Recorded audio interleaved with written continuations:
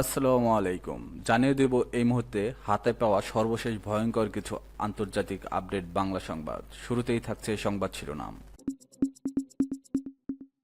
শুরুতেই জানিয়ে দেব ইউরোপে পালানোর চেষ্টায় ইসরায়েলিরা, সিনাই উপদ্বীপে ভিড়।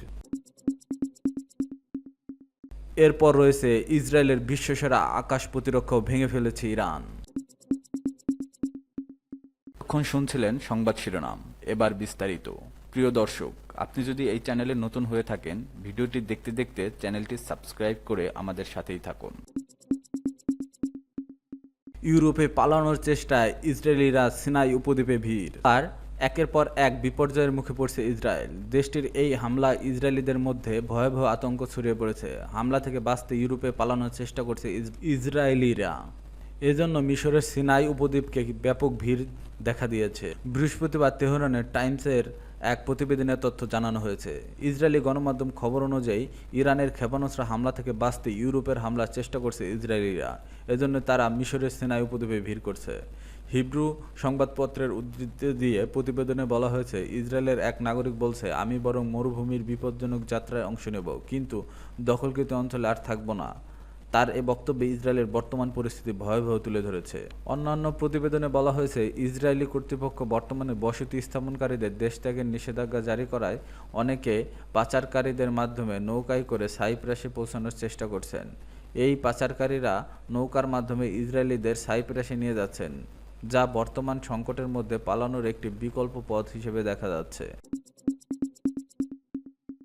ইসরায়েলের বিশ্বসেরা আকাশ প্রতিরক্ষাও ভেঙে ফেলেছে ইরান। দীর্ঘদিন ধরেই বিশ্বের ১ নম্বর হিসেবে বিবেচিত হয়ে এসেছে ইসরায়েলের আকাশ প্রতিরক্ষা ব্যবস্থা। আয়রন ডোম, অ্যারো-3, অ্যারো-2, ডেভিডস স্লিং সহ আরও অনেক কিছু বহু স্তরীয় প্রতিরক্ষা প্রযুক্তিকে সজ্জিত এই দেশটিকে মনে করা হতো বিশ্বের সবচেয়ে নিরাপদ আকাশসীমার মালিক।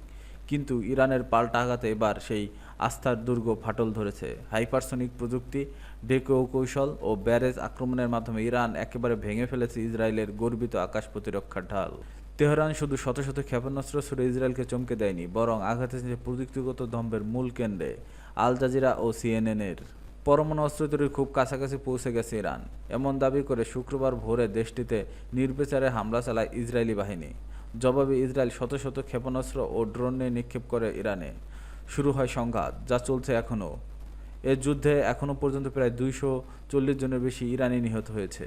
অন্যদিকে ইসরায়েল অন্তত ২৪ জন নিহত হয়েছেন। এদিকে এই উত্তাল পরিস্থিতিতেই এক বিস্ফোরণের দাবি করেছে ইসরায়েলের প্রধানমন্ত্রী বেঞ্জামিন নেতানিয়াহু।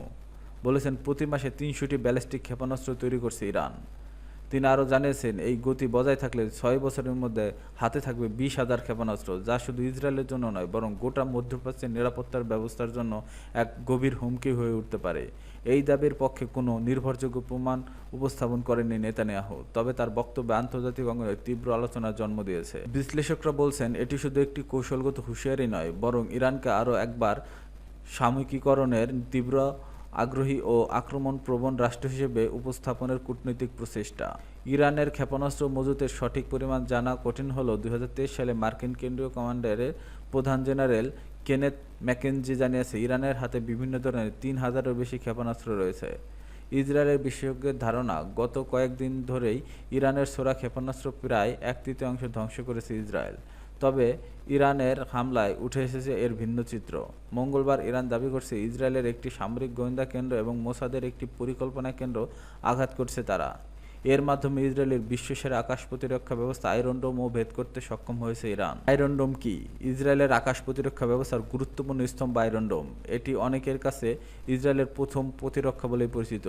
এটি মূলত নিকট পাল্লার রকেট ও ক্ষেপণাস্ত্র শনাক্তকরণ ও ধ্বংস করার জন্য তৈরি একটি স্বয়ংক্রিয় প্রতিরক্ষা ব্যবস্থা। ইসরায়েলের দাবি, এটি ৯০% সফল। ২০১১ সালে এই ব্যবস্থাকে সক্রিয় করা হয়, তবে এর পরিকল্পনা উন্নয়ন শুরু হয়েছিল ২০০৬ সালে। হিজবুল্লাহর রকেট হামলার প্রতিহত করতে আয়রন ডোম তৈরি করা হয়।